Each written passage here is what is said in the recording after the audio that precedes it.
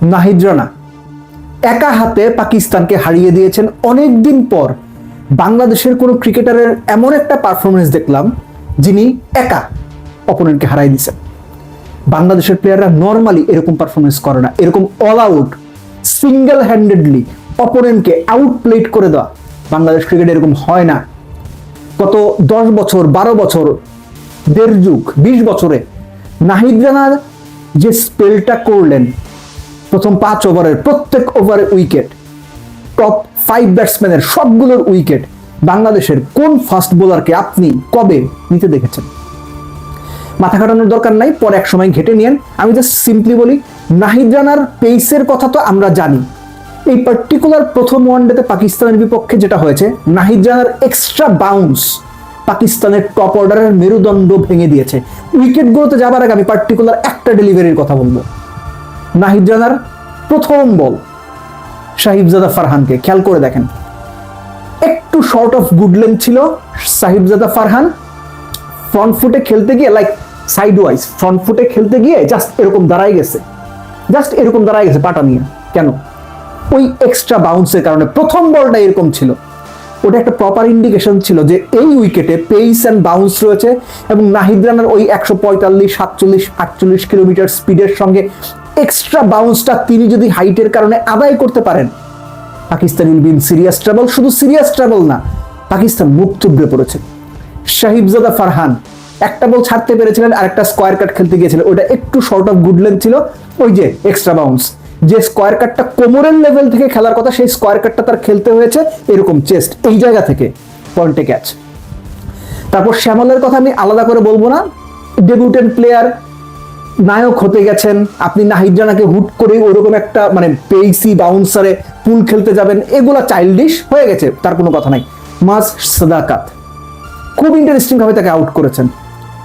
Lefty হওয়ার কারণে তিনি অ্যারাউন্ড দ্য উইকেট গিয়েছেন এবং অ্যারাউন্ড দ্য উইকেট গিয়ে ওই যে শর্ট অফ গুড লেন্থ, এবং অ্যাকচুয়ালি টেস্টের লেন্থে আমরা যেটা দেখি যে টেস্টের ফাস্ট বোলাররা লেফট হ্যান্ডার ব্যাটসম্যানকে ডান হাতি ফাস্ট বোলার যে অ্যারাউন্ড দ্য উইকেট গিয়ে তার বডি লক্ষ্য করে বাউন্সার দেয় বা তার চিন লক্ষ্য করে বাউন্সার দেয়, রিপকেজ লক্ষ্য করে বাউন্সার দেয়, সাদাকাতকে এক্স্যাক্টলি ওইটাই করছে নাহিদ রানা।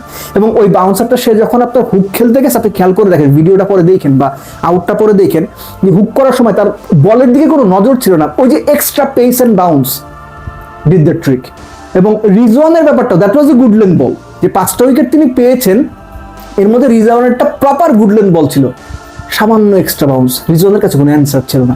সো এই যে নাহিদ রানার 5 উইকেট নেওয়া প্রথম 5 ওভারে 15 রান দিয়ে পাকিস্তানকে শেষ করে দিছে, সিম্পলি শেষ করে দিছে। এবং তারপরে মিরাজ 3 উইকেট নিয়ে নিয়েছেন এবং এটা নিয়ে মানে আরো আলোচনা করা যায়, আমি ডিটেইল আলোচনাতে যাচ্ছি না, শুধু এইটুকু বলবো যে নাহিদ রানার এই স্পেলটা বাংলাদেশের ক্রিকেট ভক্তদের, বাংলাদেশ টিম ম্যানেজমেন্টের অনেকদিন মনে থাকা উচিত।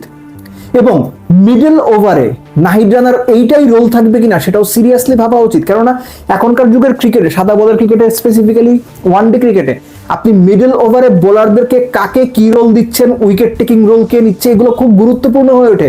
নাহিদ রানা যে রোলটা প্লে করলেন, এই রোলটা তাকে যদি দেওয়া হয়, আমার মনে হয় বাংলাদেশ টিম ম্যানেজমেন্ট ভালো ফল কিংবা সুফল পেতে পারে। এবং আরেকটা ব্যাপার হচ্ছে যে নাহিদ রানার এরকম বোলিং পারফরমেন্সের পরে আইডিয়ালি পাকিস্তানের আর কোনো কিছু করার ছিল না। তবে একটা ব্যাপার মানে আমার কাছে মনে হয়েছে যে আরেকটু ডিফারেন্ট হতে পারতো, যে 77 রানে 7 উইকেট বা 8 উইকেট চলে যাওয়ার পরে আপনি অপোনেন্টকে 100 করা কেন হলো করবেন? আপনি তো আপনার বেস্ট বোলারকে নিয়ে আসবেন, মুস্তাফিজকে নিয়ে আসবেন, সেখানে মিরাজ তার বল করে গেছেন, কি কারণে এটা আপনারা জানেন, ওই আলোচনাতে ডিটেইল আমি যাচ্ছি না, পরে সুযোগ পেলে এটা নিয়ে আরেকটা আলোচনা করবো। ব্যাটিং পয়েন্ট অফ ভিউ থেকে আমি যদি বলি, বাংলাদেশের সবচেয়ে ভালো যে ব্যাপারটা, 114-15 রান আস্তে আস্তে খেলি, নো, বাংলাদেশে যে 15 ওভার 1 বলে খেলা শেষ করেছে, এজন্যই তাদেরকে একটা তালি বাহবা। সৌম্যকে নিলে ভালো হতো নাকি তানজিদ তামিমকে নেওয়া ভালো হয়েছে, তানজিদ তামিম সেটার উত্তর দিয়ে দিয়েছেন। বাট আমার যেটা মনে হয়, সৌম্যকে ড্রপ করে তানজিদ তামিমকে খেলানোর কারণ রিসেন্ট ফর্ম। সবশেষ যে প্র্যাকটিস ম্যাচ, সেখানে তানজিদ তামিম 100 করেছিলেন, টিম ম্যানেজমেন্ট এটা বিবেচনা করেছে। এবং একই সঙ্গে রিসেন্ট পাস্টে যে বিসিএল ওয়ানডেটা হলো, সেখানেও তানজিদ তামিম কত 4 ম্যাচে বোধহয় 187 রান করেছেন, 110 স্ট্রাইক রেটে, সেটা বিবেচনা করেছেন।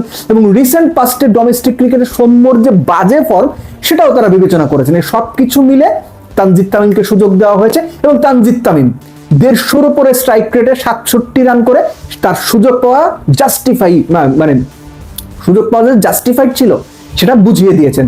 কয়টা 5টা 6 7টা ছক্কা, 5টা 6 7টা 4 মেরেছেন। তার সঙ্গে শান্তর যে পার্টনারশিপটা 67 বলে বোধহয় 67 বলে 81 বা 82, এটা মানে এমন একটা পার্টনারশিপ ছিল যে পাকিস্তানকে ওই মেসেজটা দেওয়া যে আমরা সুযোগে পাকিস্তানকে জাস্ট ঘুরিয়ে দেব। খারাপ লেগেছে শান্তর জন্য, ভালো খেলছিলেন, উইকেটটা দিয়ে এসেছেন, দরকার ছিল না, নট আউট থেকে বের হলে সবচেয়ে ভালো লাগতো। বাংলাদেশ অল আউট পারফর্ম করেছে পাকিস্তানকে, they just outplayed the Pakistan team, এবং পাকিস্তান সেকেন্ড ম্যাচে ডেফিনেটলি ঘুরে দাঁড়াতে চাইবে, কিন্তু বাংলাদেশের এই পারফরমেন্সটা সত্যিকার অর্থে খুব সিগনিফিকেন্ট একটা পারফরমেন্স হয়ে থাকবে। এবং লাস্ট যে ব্যাপারটা, নাহিদ রানার একটা দিয়ে শেষ করবো আমি উদাহরণ দিয়ে, যে নাহিদ রানার কাছ থেকে এরকম পারফরমেন্স কিন্তু আমরা ইতিপূর্বেও দেখেছি লাল বলে পাকিস্তানের বিপক্ষে রাওয়ালপিন্ডিতে সেকেন্ড টেস্টের দ্বিতীয় ইনিংসে 16, 18, 20 এক্স্যাক্টলি আমার মনে নাই, টানা 3 ওভারে বাবর আজম, সাউথ শাকিল এবং আরেকটাকে এক্স্যাক্ট আমার মনে নাই, 3 উইকেট নিয়ে পাকিস্তানের মিডল অর্ডার জাস্ট ধসিয়ে দিয়েছিলেন ওই এক্সট্রা পেস এক্সট্রা বাউন্স দিয়ে। একই ঘটনা পাকিস্তানের বিপক্ষে প্রথম ওয়ানডেতে মিরপুরে নাহিদ রানা করে দেখালেন, very well done young man. এবং মিরপুরের ধানক্ষেত ছাপিয়ে মিরপুরের উইকেট যে ভালো হচ্ছে, এটাও আমার মনে হয় বাংলাদেশের দর্শকদের জন্য, বাংলাদেশের ক্রিকেটারদের জন্য দারুণ একটা আনন্দের ব্যাপার, দারুণ একটা আনন্দের উপলক্ষ।